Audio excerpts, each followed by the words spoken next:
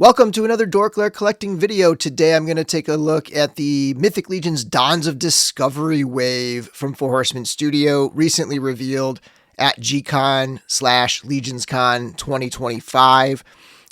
First of all, I do want to mention one figure that is thematically, lore-wise, part of this wave, and that is Koi, who was a figure that was a character teased in the original teaser the week before LegionsCon, and then they dropped him as a surprise table drop at LegionsCon. He's a koi fish. I mean, that's what he is. And he is the navigator on this vessel that is departing from they call it New Mythos, but it's like the Mythos we've known from Etheros, right? They're departing from there.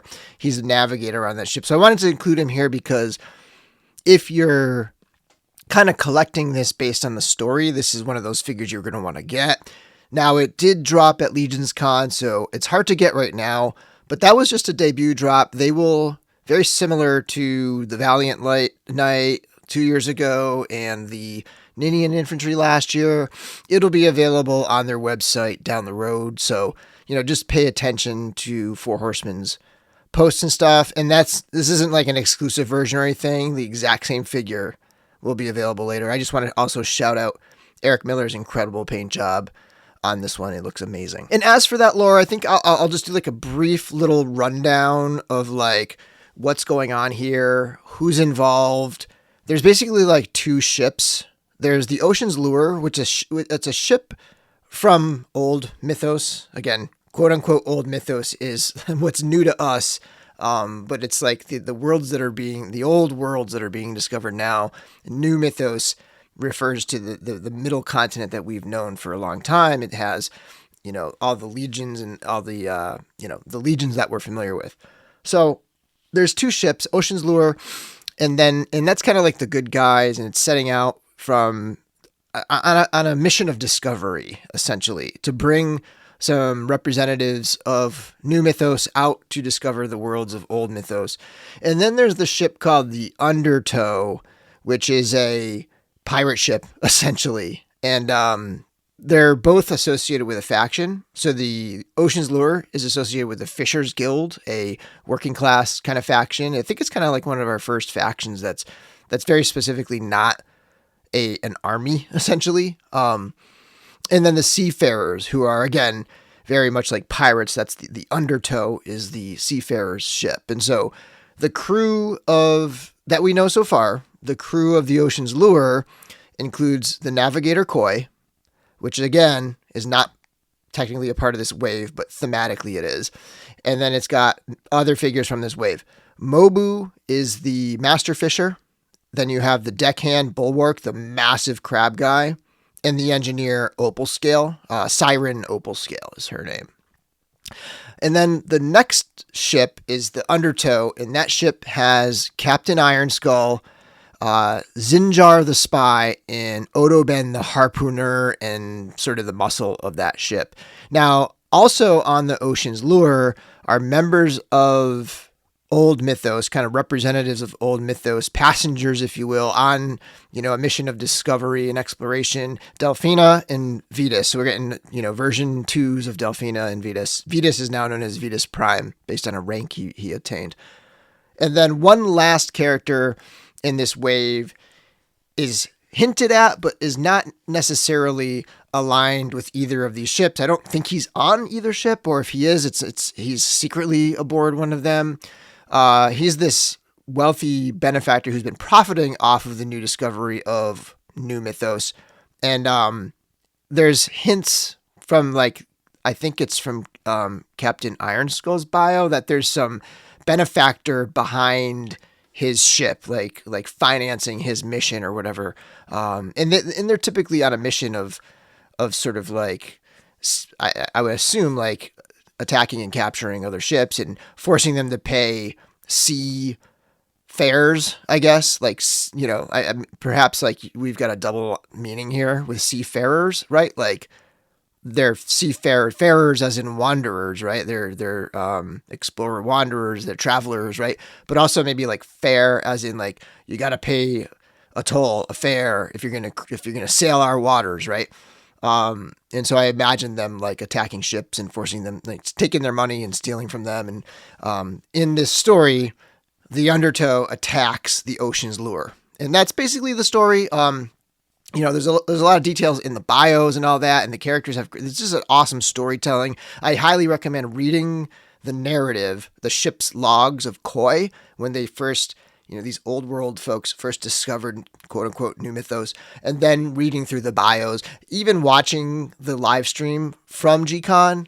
There's just a lot of great lore, and I feel like it's much more of a unified story than any of the previous. I mean, probably Einsamal is on the same level in terms of like cohesive storytelling and like narrative structure and stuff, but previous waves didn't have that narrative tied to it. So I think this is a super tight, really nice story going on here to take us from what we are familiar with and out into exploring other parts of the world. And we're really getting just this one other part right now, this continent of Amur or Amur,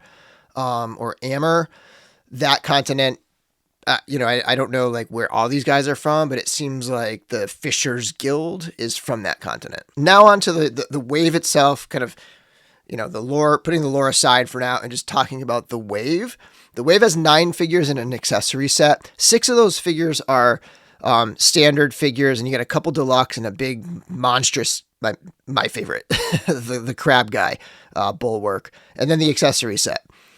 So just a few details. This pre-order started the day of G-Con. I think it was the 7th, November 7th, and it's going to run until the end of December, specifically December 28th. After that, retail pre-orders will begin. Now you got to understand, the direct pre-orders are a discounted price. Retail price for like a standard figure, for example, retail price is $55. If you order direct, you get a discounted price of $42 for those standards.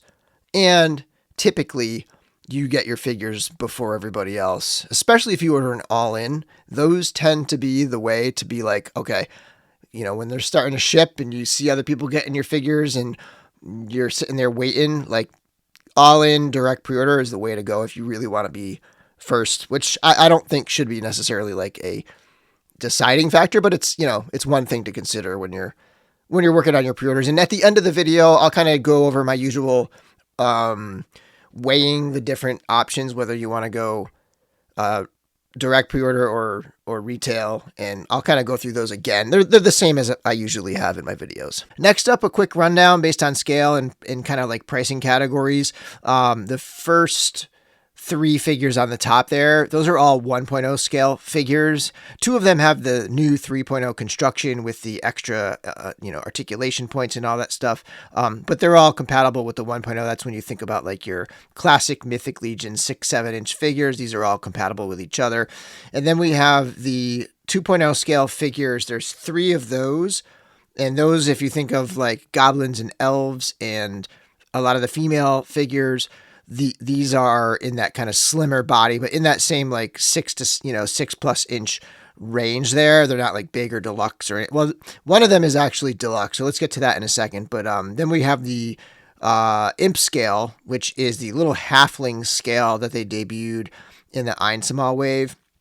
And the top 6 there are your standard $42 like standard figures, like standard pricing and so on. And then the next one we have is a brute scale figure, and that along with the merfolk, those are the 2 deluxe figures with a little bit of higher pricing.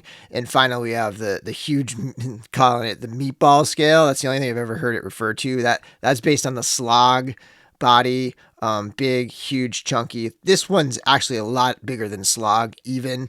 They call it large monster scale here, in terms of like the pricing category. And then finally an accessory set there. Next, let's go through the standard figures. I'll list them all out and then we'll go through them one at a time.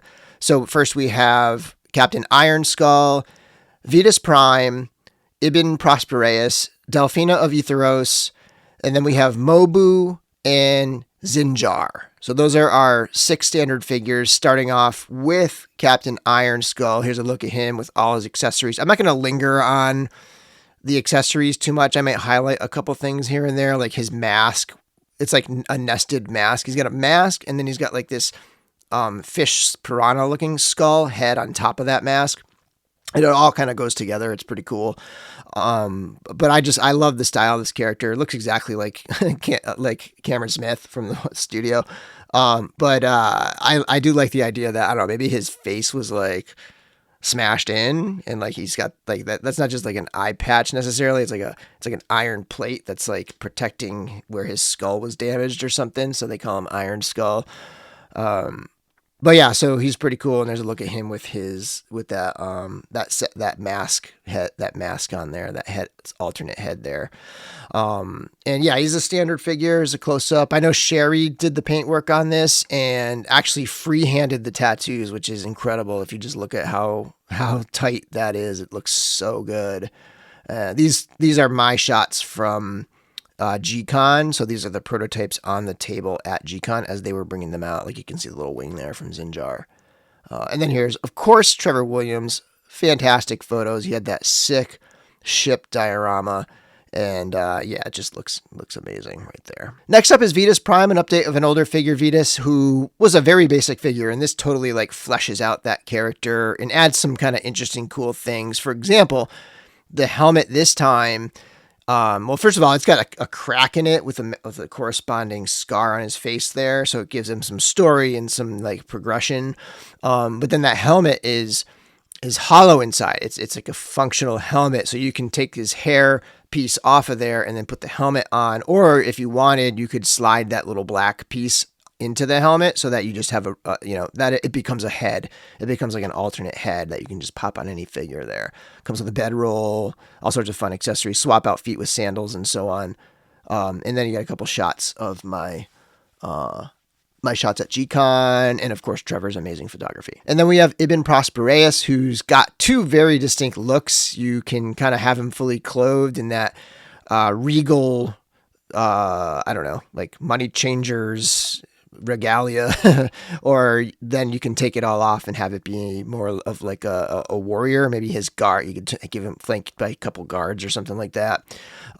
Pretty cool. It comes with a bird with some new wings that kind of allow it to have the wings closed and just like perched there, a little stand for the bird, and a couple shots from G-Con, and of course Trevor's photos. This one's excellent. Like it makes it look like he's like in the captain's cabin or something on this shot right here. Next up, Delphina of Etheros. We do not yet have a look at the armor under this, but this is a brand new, they kind of Valiant Knighted the 2.0 Knights now. So we're getting a brand new top to bottom 2.0 Knight body with improved articulation and stuff. I do think the usual swivel waist is still there, so that's one of those places where you're not going to see improvement, but I think at the elbows and the knees and some of the range, maybe cross body range and so on, it's going to be a little bit better.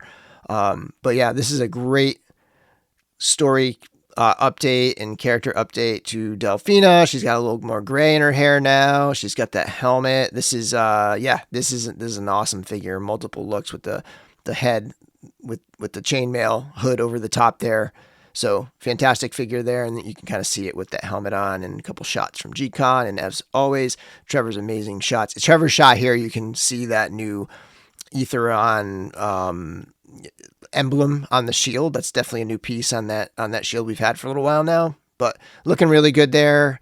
One thing to note is it's not in the photos, but they are going to include a hinged neck, and they're going to include a flesh neck as well. Okay, next up, probably one of the more unique ones. This is where we're getting really into like the weird stuff.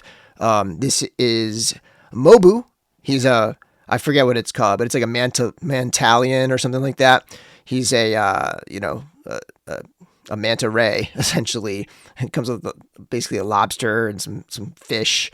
Bunch of cool little things. Got a hooked staff there. He's the master fisherman aboard the Ocean's Lure. So he's kind of the guy who feeds everybody. And they based him sort of his look around a Japanese like rural fisherman kind of thing going on. They look at his back there. Shots from G-Con. It was just such a cool looking figure. So unique.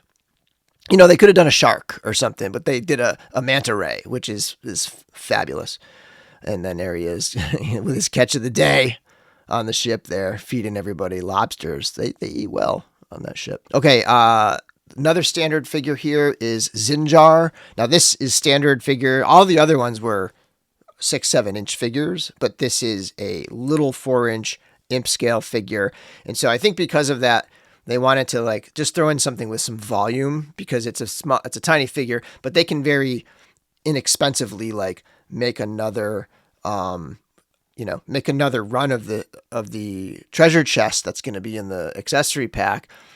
Very simple piece here, and then they can add it in there with a different paint app and add perceived value to something that can feel a little undervalued when you look at it. But ultimately, to make this figure, because of all the engineering and stuff, it's still pretty expensive. So it's going to be a regular standard figure price, not a reduced price there.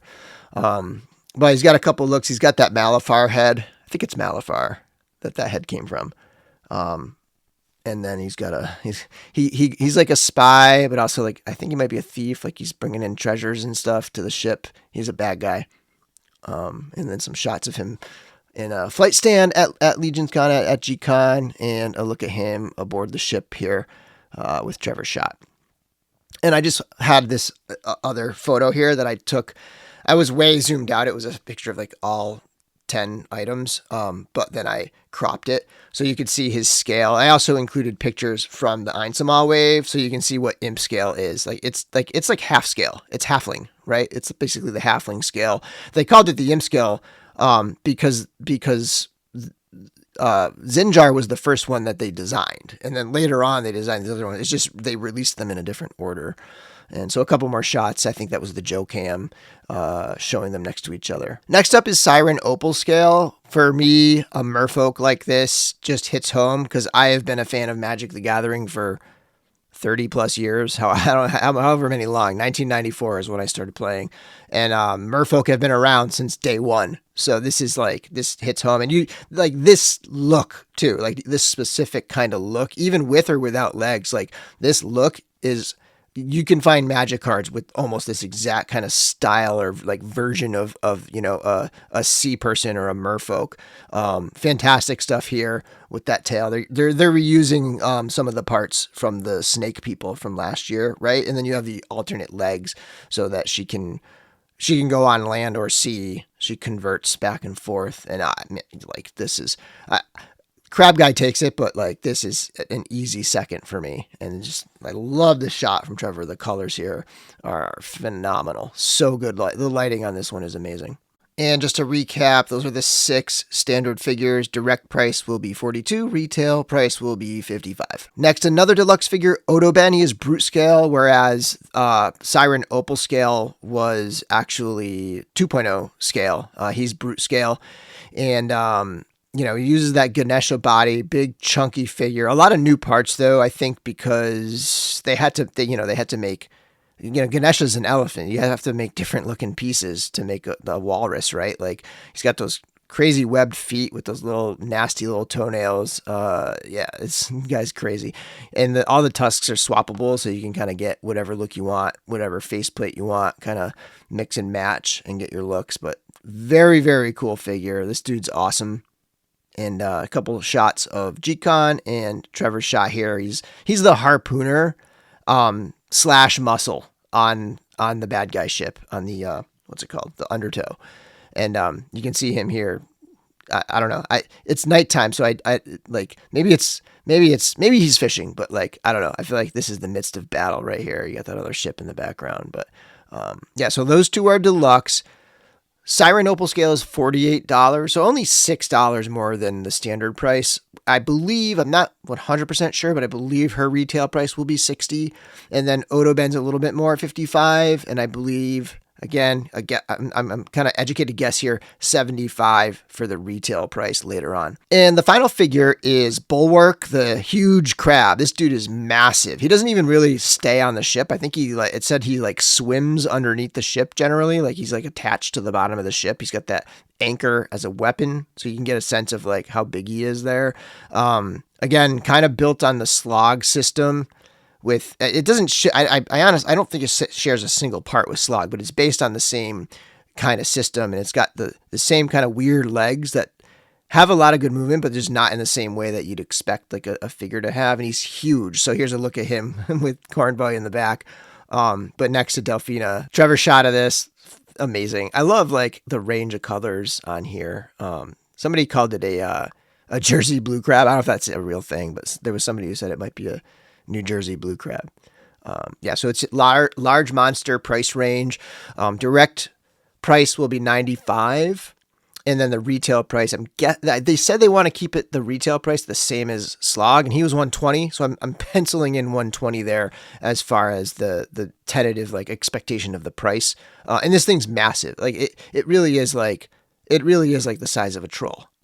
Okay, and then final item is the accessory set. Comes with a big shark jaw. It's got another treasure chest with a different paint application. It's got that gore fish from the story on the right there. Got a couple different types of spears. Another Rocky, another lobster there, and then you got that chain and fish hook style weapon that Captain Iron Skull uses, and then a little shot from the items all on the deck of the ship there.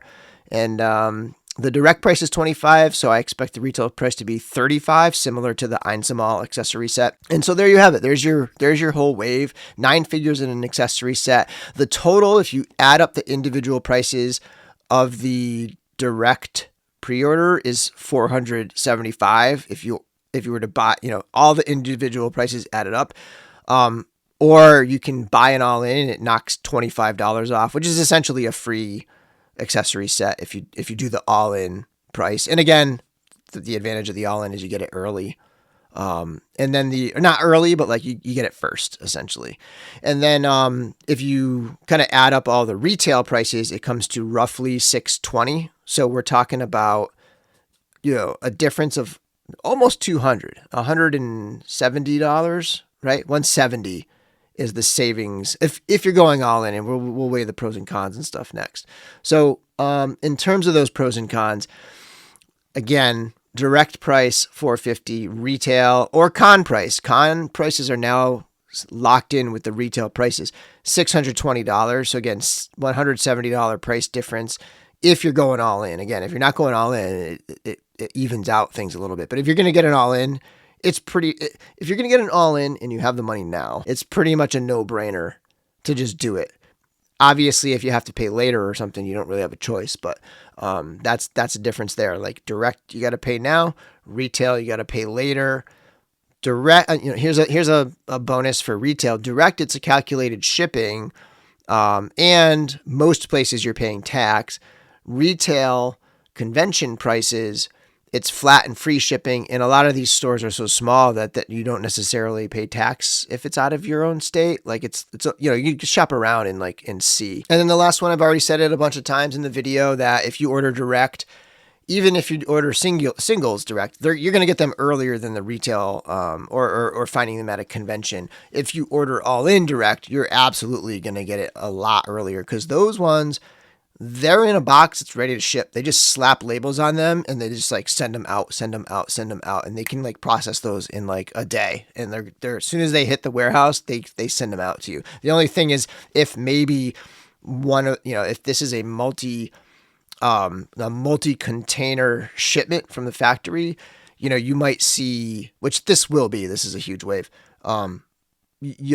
There's the possibility that one of those containers that comes first doesn't have the all-ins and stuff, but most of the time the all-ins are going to get to you first. And that's really it for my video. I think this is a stellar wave. I love the themes. I love the aquatic characters, the sea dwellers, the sea, those that live among the sea, and like the seafaring style of things. And you've got the two ships doing battle, and the exploration aspect of it. It's a good wave. It's a solid wave. Thanks for watching my video, and until next time, may the force be with you.